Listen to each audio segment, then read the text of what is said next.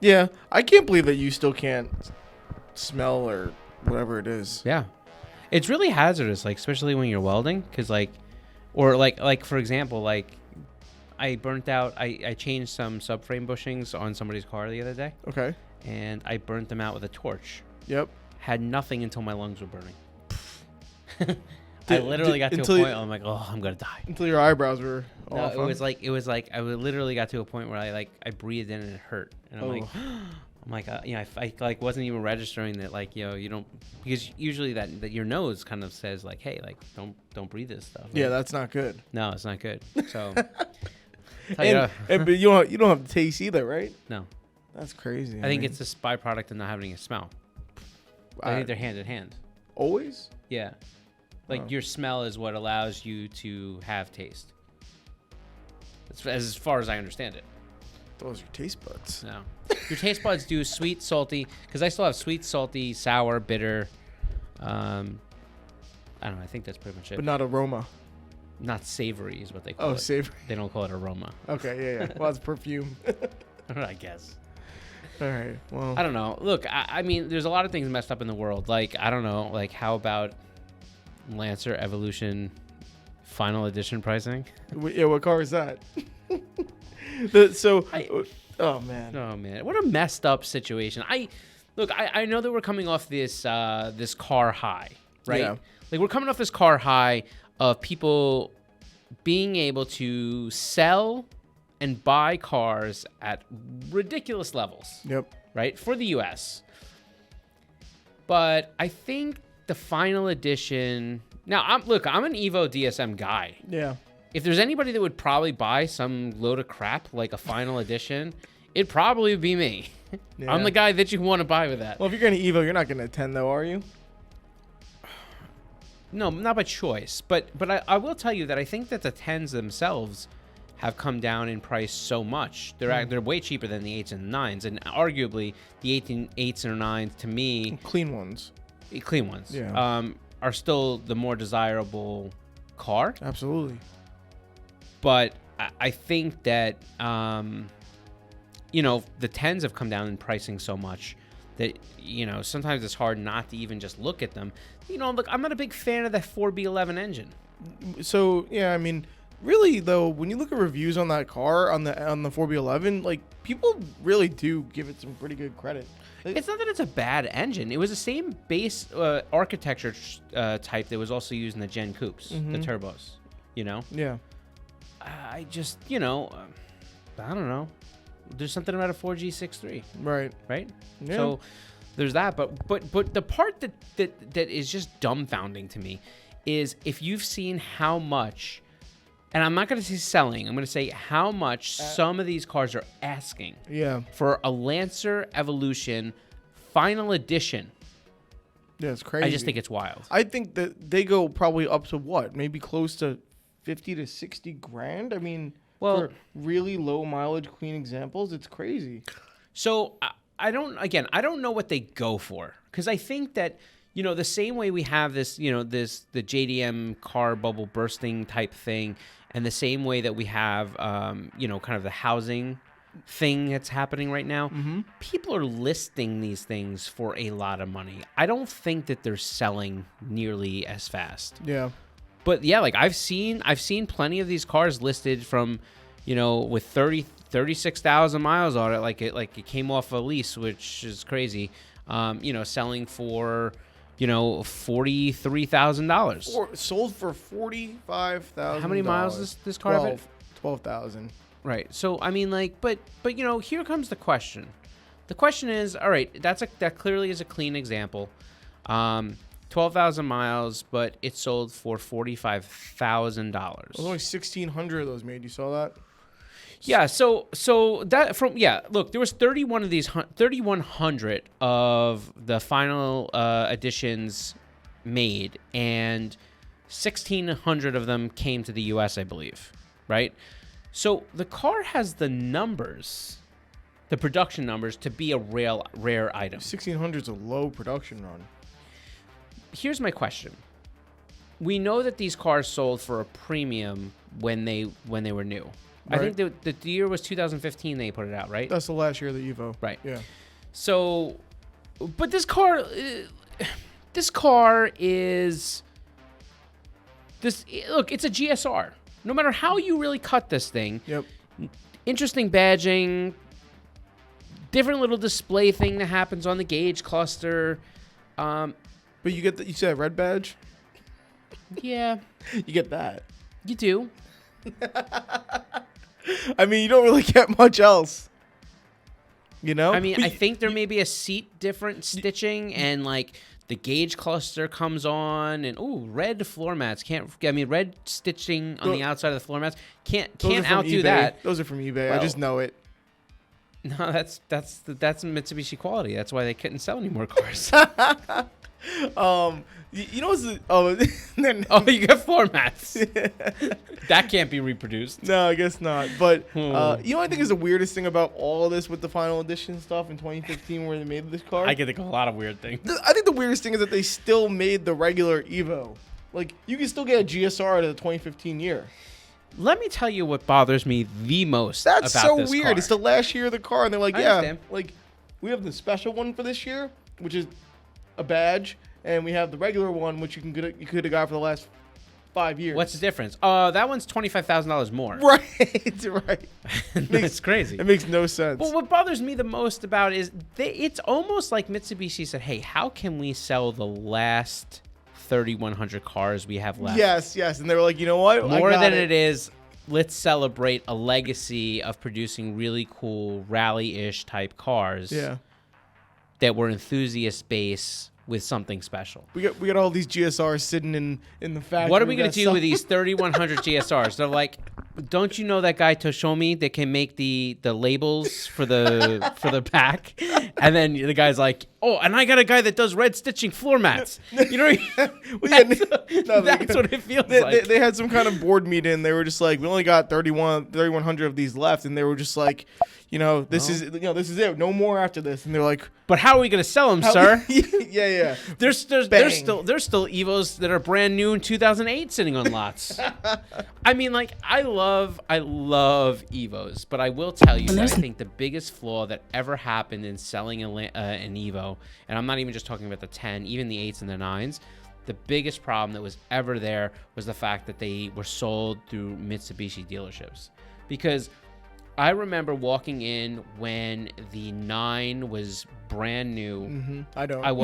I understand. I wasn't wealthy. I probably would have muscled up for an expensive car payment at the time. I had enough to put a good down payment on this car. I, for the first time in my life, was in a position where I was living at home and I had a job.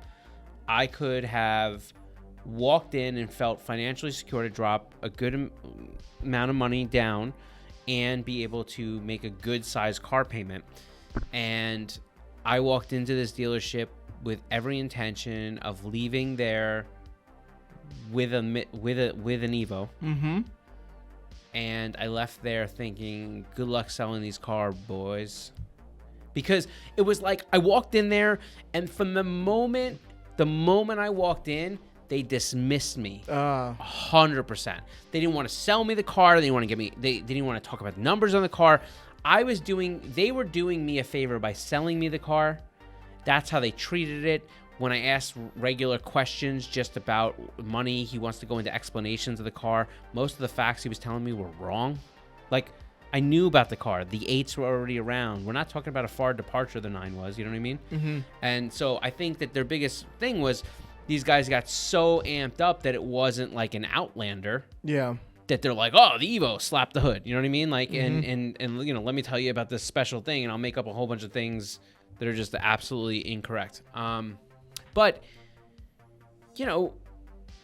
I think that even with all that stuff said, like, how do we think with the low numbers? So the car checks a lot of boxes. Yep. For being something that will be a collector's item and have simplicated. And that's pretty much the extent of the difference that they did, except for a gauge cluster little animation that comes on when you turn the key on, right? So that's what they did. That's the specialness. But is having a numbered car like that worth it. And the other question I have here is, if you spend that kind of money, do you really feel you're going to do you feel that, let's say you're one of those investors that was prepared to buy one of these cars, maybe not put any more than 5,000 miles on it ever. Okay. And you're going to hold this car, let's say, for the next, 15, 20 years, right? And let's say you bought that car, because I know for a while there was some of those cars, especially the first ones, they were selling for, $70,000, $80,000. Now, I think ultimately a lot of them found their way into people's hands in the 50s, low 50s. I'm not saying that somebody didn't get an actual value and buy the thing in the high 40s, but I believe that was a fairly accurate statement. They were in the 50s by the time you were done with it. If you held on to this car, do we really think that these final editions are going to be worth a lot more, or are they just going to hold substantial value? I don't think they will be. Me either. Yeah, personally, I don't think so. I mean, there's enough of these cars between 8s, 9s, and 10s, and the 10s were around for 7 years. So, yeah, there's a lot of them out there, and I don't know. I mean, there might be the guy who has the pristine final edition, low mileage, absolutely, like it rolled out the factory or whatever, but that's just, there'll be a couple of those. And the people who are willing to pay that are probably even less. You know? Because why would you spend, upwards of 50 grand on a car like this, where you can get a same year GSR, you can find a clean one with low mileage for and that's it. And low 30s. I acknowledge that that's if you're willing to drive it. Yeah. Look at it. 60,000 miles, they want 16,000 miles, they want 50 grand for this car. That's crazy. It's just I'm sorry, like that's I don't believe that these cars are going to be like, there was some special edition models of like some of the Evo 5s and different things that were super rare, and and some of those models, they ended up selling for quite a bit of money. Maybe they would sell for 80 or 100 grand today because they're perfectly pristine. Those were also never here in the States. Right. And so, which is a huge factor. Yeah, I agree with that. I think that there's some of that stuff, but like even if you look at some of these cars, like when you start to look at rare car versions, right? Like I'm not even going to go rare car versions as in there was 10 made or 100 made. I'm talking about, like, let's say there was a fair number made. Good example to me, because they're kind of in my head right now, is just Corvettes, right? Let's look at C6s. Base models, whatever. Z06 cars are still holding their value, right? In the C6 vintage... It's also a cult car, but... What? It's also like a cult car that has like a cult following, so... Yeah, it is. I mean... I don't know that I would say I'm part of the cult, but no, I'm not saying you're part of the cult, but I'm saying that's a reason for why they hold their value, probably, more or less. Yeah. Just, I mean, the Evo definitely has a little bit less of a cult following than Corvettes. I mean, look, I think the Kool-Aid tastes better in a Z06 than it does in a base car. No, absolutely. but then you have this other thing. In the C6 vintage, there's going to be the really rare cars, which were the ZR1s. Okay. Right? And those cars will fetch a lot of money. And I believe that they will continue to fetch a lot of money. And I think if you have a pristine ZR1 in that vintage, I think that you're going to have a car that, at some point will, if not exceed the value, potentially at least hold their value very well. So what was the difference between the ZR1 and the Z06? So the ZR1 was a supercharged, much more fire-breathing monster. Suspension totally different. I mean, like the car was something. Now the Z06 in itself, it was a 7-liter LS7, and the car made 505 horsepower to and right. And so here's a good example. Jesus, those cars are fast. Yeah. And so what's cool to me about the Z06 is you get one, and so now we're moving way too far away from. The ZR1's 11-second quarter mile out the box. What? Well, yeah, but so here's what's crazy about this, right? Stay with me. Look at the weight of those cars. Yeah.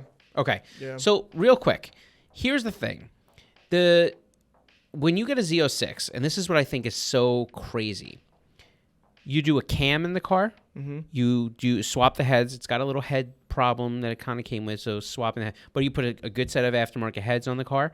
You do exhaust and get the car tuned, and those cars will make like 620 to 6 inch, a little higher 6 and change on pump gas. Wow. You're right back into the range of a ZR1 type power. Now, don't get me wrong, ZR1's got some other things, meaning that you can, change to a smaller pulley or whatever it is, and you will see like the rewards of that, and you'll boost that power up. I will say that,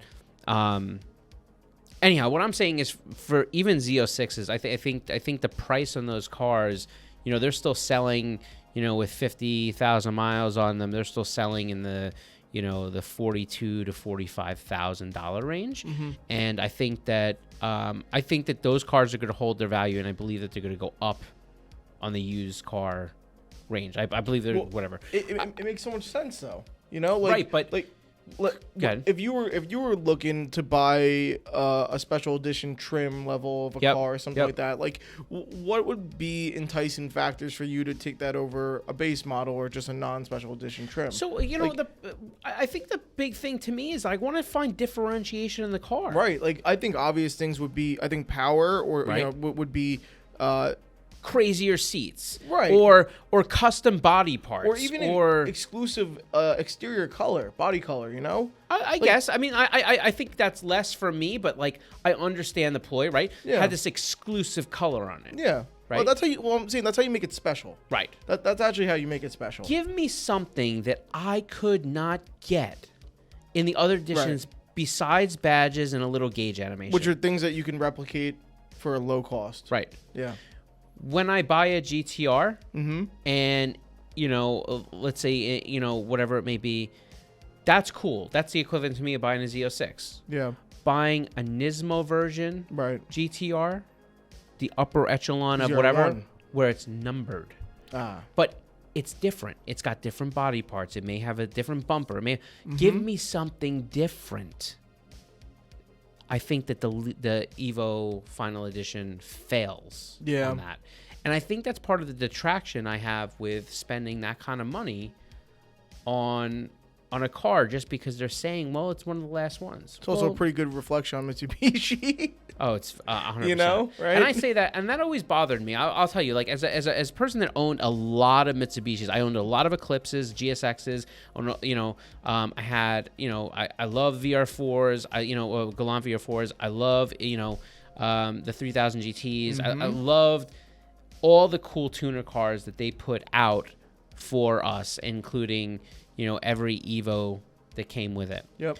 But the cars were continuously plagued with defects and problems, and the dealer network was never set up to actually be useful or helpful in any sort of way. Did they ever partner with any other manufacturers for some of those cars? Oh, well, I guess, Dodge which is the Stealth and the 3000 GT. Yeah, sure, but I don't know if that counts as a partnership as much as it does just kind of, it's the same as, to me, as like the Supra utilizing BMW's platform. Yeah. Like, I think that's more of a, hey, we're developing a world platform that's going to have lower numbers, and we want to share some of the costs and expenses, and we have this drivetrain, you have this drive, and we share some resources to put together this car. Right. Then it does like, hey, we partnered up with this company to make this thing.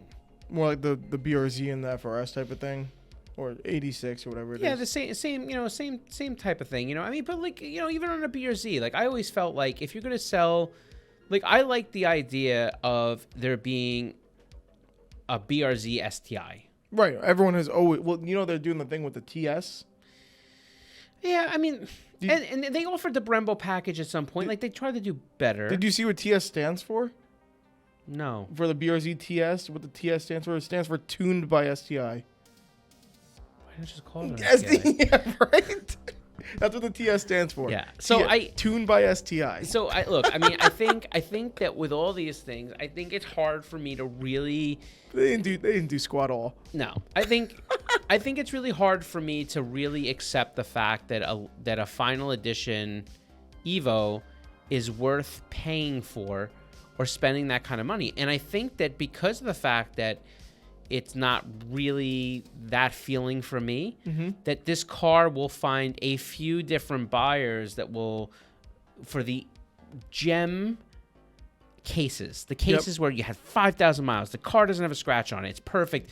In some years from now, I think that they're going to hold their value. And you may even have that one that ends up on an auction block and one person really wants to buy it and you get that, wow, it sold for $102,000. Right. Well, but I don't think that this is the car on average that if you had a final edition is going to fetch money just because it's a final edition. well, I think there's as many people willing to spend money on it as there will be maybe examples, and that's maybe about it. I know. You know? They could have done so much to make that car better. So much. And without even let's talk about before we wind this one down. But let's talk about the things that they could have done without increasing the cost almost at all to make that car better.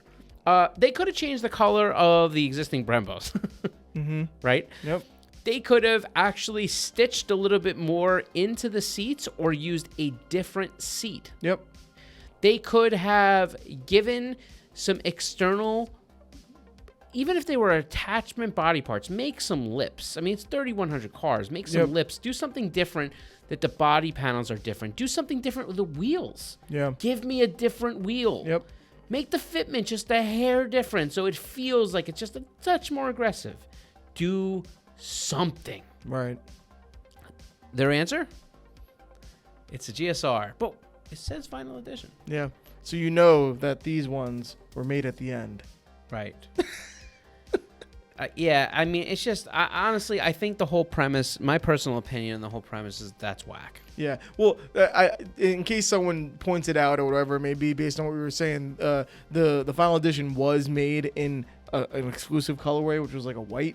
But as opposed to, and they were As opposed to the GSR white? right. No, it is exactly. I understand. Yeah, exactly that. But that's just not good enough. But we're talking about the difference between like a metallic white and a brilliant white. Exactly. Who gives a crap? Right. So in case someone does mention that, or I'm not telling you there's not. Look, I'm sure there's going to be some little touch that I didn't know about that was on this car, but I'm sorry, I couldn't tell you that's a final edition. No, absolutely, I could not at all. That could be 2008. No one knows. When I see a final edition, I want a different bumper. I want something different where I can go, oh, that's like just from glancing at it, that's final edition. Wow. Yeah. That's cool. Yeah. He's got a final edition. Nope. Even GSR. Even Honda right now, with their mid-level Civic of being the SI versus the base and the Type R, You can look at them and tell them in different cars. they gave exclusive colorways to the SI. Right. You can't buy the orange color on the new SI on the base model or the Type R, but it's only on the SI. That's special. Let's be honest. That's special. Mitsubishi got done That with these color. cars, and they said, wow, we have a lot of this white paint left. What do we do with it? And they're like, just paint the final editions those colors. I just think it's, and I love Mitsubishis. Like I love Evos. I love DSMs. I love VR, a lot of the 3000 GT VR4s, even though I think that arguably they're not the best car out there. But it doesn't change that they just can't help themselves, and they couldn't get through just doing something that they should have done. Wow, that's it. They only have 3 cars. Well, it's just, and honestly, arguably, they probably shouldn't have those. The Outlander and the Outlander Sport are 2 different cars. Well, they have the Outlander. Phew. All right, I can't talk about Mitsubishis anymore. Oh, I don't. man. And it bothers me saying this because I loved Mitsubishi so much, but like even to this day, I still have like a major problem, like flying a Mitsubishi flag because I'm worried it's gonna fall apart. Well, I was looking too, and then if you really did want to get into an Evo for a good price or whatever, the Evo 10 MRs are coming way low. No, I know. But I know. That's because they're not desirable. Right. But if you really just want an Evo, but were they all automatics? yes. See, Yeah, for the 10. Yeah, I for mean, the 10. so for me, I'd want a GSR, obviously. Right. So yeah. But some of these cars are getting so cheap that you're like, And you know, Mitsubishi did have a couple of under the radar cool cars in the sense of what you could get for the price. Yeah. Like they had that Lancer Rally Art GT. Yeah. That was It's the same Evo. It's a turbo 4 engine, yeah. Yeah, and it was an all-wheel drive car. Mm-hmm. Like so, like you had Evo type drivetrain and different things like that into a car that honestly They made that thing in a wagon too, which is really cool. not here though. They did. Did they? Yes, they did. The Lancer Rally Art Edition came in like a low production run wagon. I'm pretty sure. Yeah. Oh no, I think you're right. Yeah. I think I remember that. But like those were cars that you could have been like, oh, for the $1, this is a great car. But then all of a sudden, like on paper. On paper. No, that's the cool one. Yeah, that's a cool one. That's the cool one. The Rally Art one is a 10 body style. Yeah, that car, white one. It's like the white one right there. It is. Sportback. Right. It kind of looks like a today's Impreza, which is funny. Yeah, but like, don't you feel like if you buy this car, you immediately have to drive to Whole Foods? Hey, what's wrong with Whole Foods?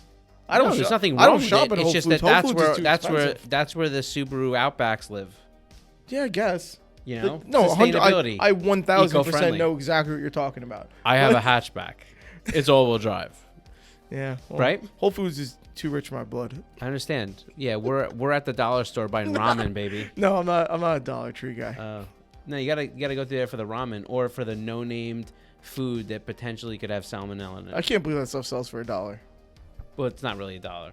They say it's dollar store, but you go into the back fridge area and there's like $5. It says $5, and then you're like, but some of the stuff is a value. Yeah. I don't really shop there that much, but when I drop Jackson off at Art, there's one in the thing, and I kind of rummage through and just go.